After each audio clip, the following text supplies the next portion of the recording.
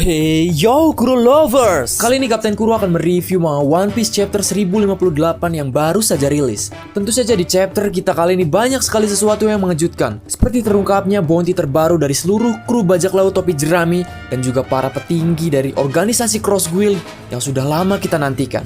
Ngomong-ngomong soal organisasi Cross Guild, ternyata kenyataan yang mengejutkan diperlihatkan di chapter kita kali ini, yakni Buggy bukanlah seorang pendiri dari organisasi Cross Guild, dan berita dia menjadi seorang kaisar lautan juga merupakan suatu kesalahpahaman dari angkatan laut. Bukan hanya itu, ternyata Takanome Mihawk dulunya dikenal sebagai seorang marine chaser atau pemburu marine. Wah, menarik bukan? Tapi seperti biasa sebelum kita mereviewnya secara lengkap, jangan lupa klik tombol like, komen, dan juga subscribe sebagai bentuk support kalian atas channel ini ke depannya.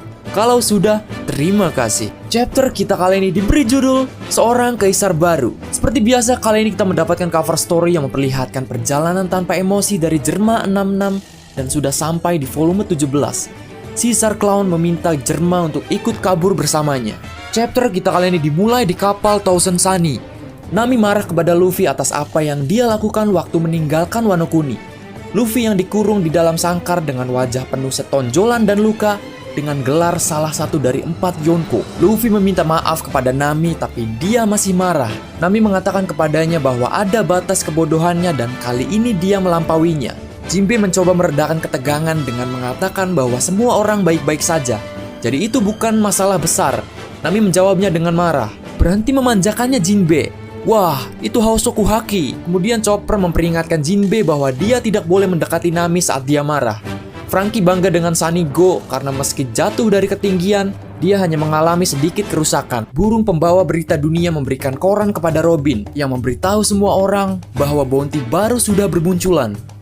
Sanji berlari dengan bersemangat ke arah Robin, tapi dia tersandung dan poster-poster terbang melintasi kapal. Narator menyajikan hadiah baru dari Kaisar Luffy si topi jerami dan 9 komandannya. Yang pertama ada Dr. Chopper Cotton Candy Lover dengan nilai bounty 1000 berry, meningkat 900 berry guys. Dan yang kedua ada Navigator Nami dengan nilai bounty sebesar 366 juta berry. Kemudian ada sang musisi Soul King Brook dengan nilai bounty sebesar 383 juta berry. Lalu disusul dengan tukang kapal Cyborg Franky dengan nilai bounty sebesar 394 juta berry. Franky sangat kesal karena Marin mengubah fotonya di poster wanted menjadi gambar kepala boneka Sunny. Kemudian ada sang sniper dari bajak laut topi jerami yaitu God Usopp dengan nilai bounty sebesar 500 juta berry. Selanjutnya ada seorang arkeolog dari bajak laut topi jerami yaitu Nico Robin dengan nilai bounty sebesar 930 juta berry. Lalu ada Sanji dengan nilai bounty sebesar 1 miliar 32 juta berry guys. Sanji terbaring di tanah dan marah saat dia membandingkan harga buronannya dengan Zoro dan Jinbe. Dan kemudian nilai bounty Jinbe sebesar 1 miliar 100 juta berry. Selanjutnya ada Zoro dengan nilai bounty sebesar 1 miliar 100 juta 1100 berry. Di sini Zoro berkata, "Lupakan dia, jangan buang waktumu dengan si nomor 4." Dan dia tertawa. Kemudian ada sang kapten dari bajak laut topi jerami yaitu Monkey D. Luffy dengan nilai bounty sebesar 3 miliar berry. Luffy meminta maaf kepada Nami dan memohon untuk dikeluarkan karena dia merasa lapar. Kemudian kapal Sunny Go melanjutkan perjalanannya dengan kaptennya terkunci di dalam sangkar. Lalu Zoro dan Sanji bertarung lagi seperti di Arch Sabaody. Selanjutnya kita menuju ke Pulau Karaibari. Bawahan Cross Guild masih tidak percaya bahwa ketua mereka mampu merekrut 2 bajak laut kuat seperti Crocodile dan Mihawk. Namun hal-hal di dalam Big Top sangat berbeda. Narator memperkenalkan Buggy sebagai salah satu dari 4 kaisar, tapi di situ Buggy terlihat menangis dan memohon untuk hidupnya. Wajahnya dipenuhi benjolan dan luka, dia juga memiliki beberapa gigi yang patah. Croco dan Mihawk sedang duduk di sofa ketua. Crocodile meraih kepala Buggy sementara Mihawk menunjuk Buggy dengan pedangnya. Tubuh Buggy tergeletak di tanah. Buggy memohon ampun untuk memaafkannya dan dia akan melakukan apa saja untuk mereka, bahkan menjilat sepatu mereka. Lalu Crocodile dan Mihawk berbicara. Croco berkata, "Cross Guild seharusnya menjadi organisasi yang didirikan olehku dan Takanome. Kenapa kau jadi ketua sekarang, Buggy?" Lalu Mihawk juga berkata di sini, "Kau mungkin orang pertama dan terakhir yang menjadi Yonko. Dengan hanya meminta maaf, menyerahlah jika kau bersungguh-sungguh."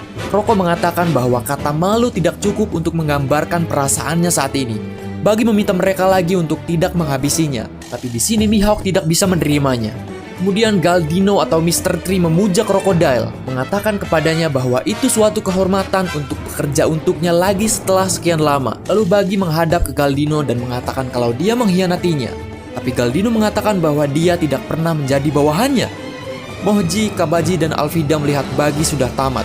Jadi mereka pikir mereka harus mengikuti Crocodile sekarang. Nah, kemudian di sini ada sedikit kilas balik saat marinir mengepung Pulau Kuraigana, tempat tinggal Mihawk. Crocodile memanggil Mihawk lewat Denden Mushi, sementara Mihawk sedang mengumpulkan barang-barangnya untuk mengganti markasnya. Croco mengusulkan kepadanya bahwa dia harus bekerja sama setelah si Chibukai dibubarkan. Croco berkata, "Kau tahu itu bukan tawaran yang buruk. Jika kau dan aku bekerja sama, kita akan memiliki organisasi yang bahkan marinir akan waspadai. Kau adalah pria yang mereka sebut pemburu marine. Dan juga kita ini sangat mirip dalam hal berhati-hati dengan siapa yang kita percayai." Kemudian kita melihat flashback lain saat marinir mengepung Pulau Karaibari. Sementara Buggy sedang mempersiapkan rencana pelariannya. Bawahan Buggy memberitahunya bahwa seseorang sedang menyerang kapal perang yang mengelilingi pulau. Buggy keluar dari Big Top dan tidak percaya apa yang dilihatnya.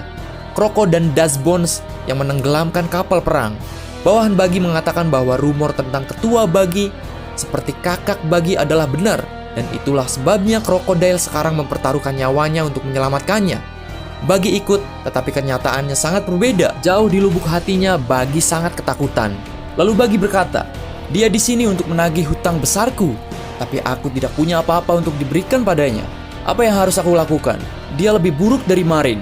Kemudian Crocodile bertemu dengan Buggy dan memberitahunya dia tahu orang seperti apa Buggy. Dia pikir Buggy akan terbang begitu saja. Buggy mencoba membuat alasan tentang uang. Dia mengatakan bahwa semuanya berjalan dengan baik di pengiriman Buggy.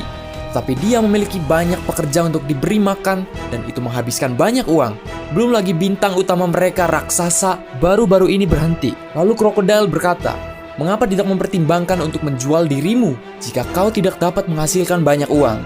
Buggy menjawab, "Jangan mengatakan hal-hal menakutkan seperti itu. Bukankah kita rekan yang memecahkan Impel Down bersama-sama, Croco-chan?" Lalu Croco berkata lagi, "Kalau begitu, bayar kembali uang yang kupinjamkan padamu untuk persahabatan itu. Jika tidak, aku yang akan mengambilnya sendiri. Aku membutuhkan semua uang itu untuk mendirikan perusahaan baruku."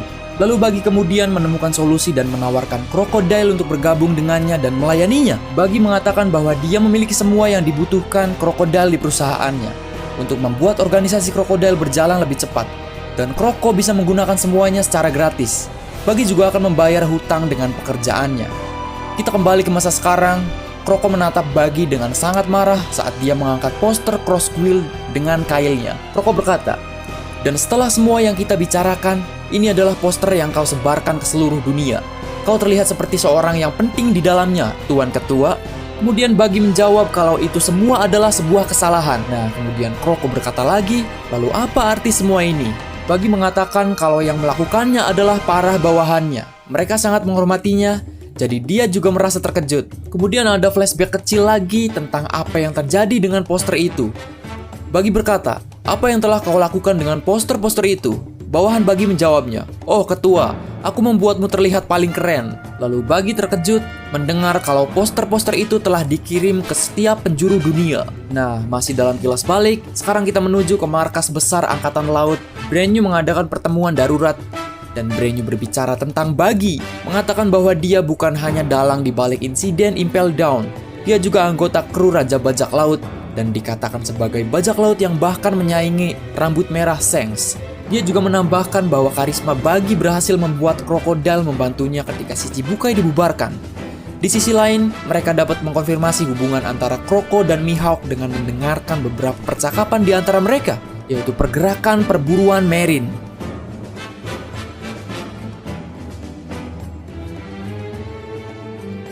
Mereka telah menarik banyak orang berbahaya dari dunia bawah. Jadi Crossguild adalah organisasi yang bisa menjadi ancaman besar bagi mereka.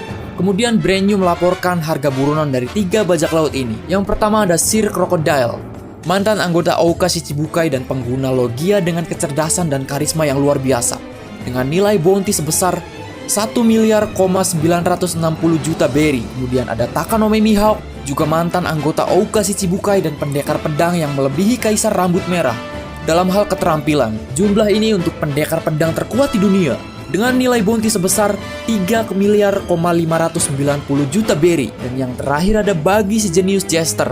Selain yang disebutkan sebelumnya, kekuatannya memungkinkan Kroko dan Mihawk mematuhinya, dan dia mempunyai nilai buruan sebesar 3 miliar 189 juta berry. Dia juga diakui sebagai kaisar baru bersama dengan Luffy si topi jerami. Pemerintah telah mencapnya sebagai orang berbahaya yang harus diwaspadai. Kita kembali ke Pulau Karaibari. Kroko lelah berbicara sehingga dia akan menghabisi Buggy yang masih memohon untuk hidupnya.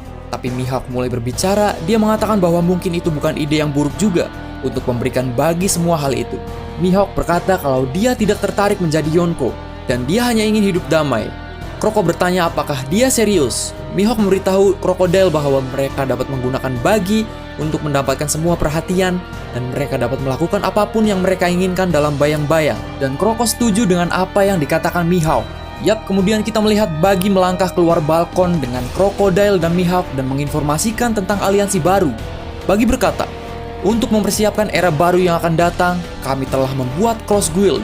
Ini para komandannya.